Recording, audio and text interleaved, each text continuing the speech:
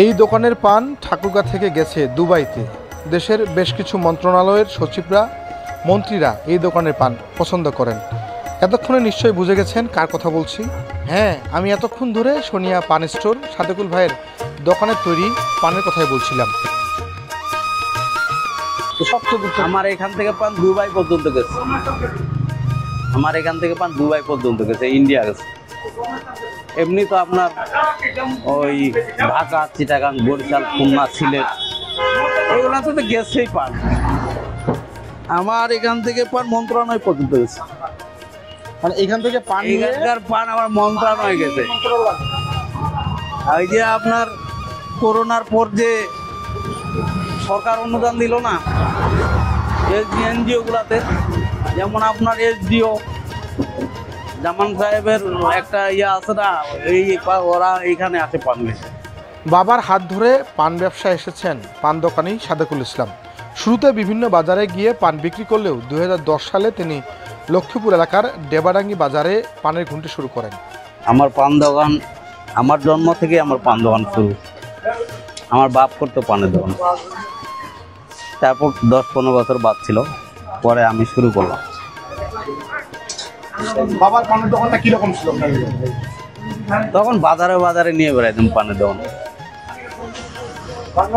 বিভিন্ন হাটে নিয়ে বেড়াইতাম। তখন 500 টাকা দোকানদারি করলে বহু টাকা, 25 পয়সা পানের কিলি ছিল, টাকার বিড়ি ছিল 25টা। আমার জীবন আমি দেখছি, চারানা করে পানে কিলি শুরু করে দিলাম।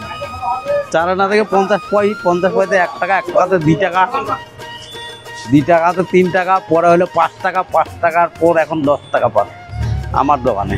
এখানে যা যে সিস্টেমের পান খায়, তবে আমার হেডচুয়ালি পান হচ্ছে জর্দা পান 7 টাকা, মশলা পান 10 টাকা, আবার কেউ যদি নেয় 50 টাকা, 20 টাকা। ওইটা মানুষ কাস্টমারের উপর নির্ভর করে।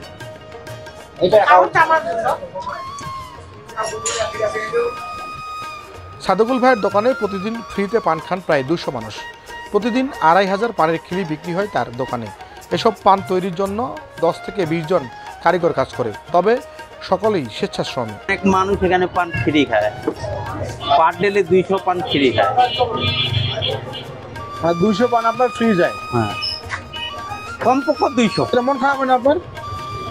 আমি পানের ফ্রি খাওয়ার জন্য আমি এই ডালাটা তৈরি করছি। সাদেকুল ভাইয়ের স্বপ্ন মানুষের ভালোবাসাই বাকিটা জীবন কাটিয়ে দেওয়ার। না, আমি যখন দোকানটা দিছিলাম, আমি একটানা 5 বছর কোনো আত্মীয় স্বজনের সাথে যোগাযোগ করিনি, দোকান খুলিলে বন্ধ করিনি।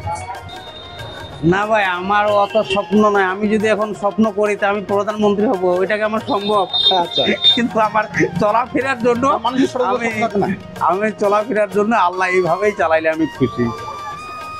ওই রকম স্বপ্ন দেখতে পারবো না, তা আমাকে 1 টাকা দিয়ে দো, আমি একটা বড় ব্যবসা করবো, তাই না? যেভাবে চলতে এইভাবে চললে আমি খুশি আল্লাহর কাছে।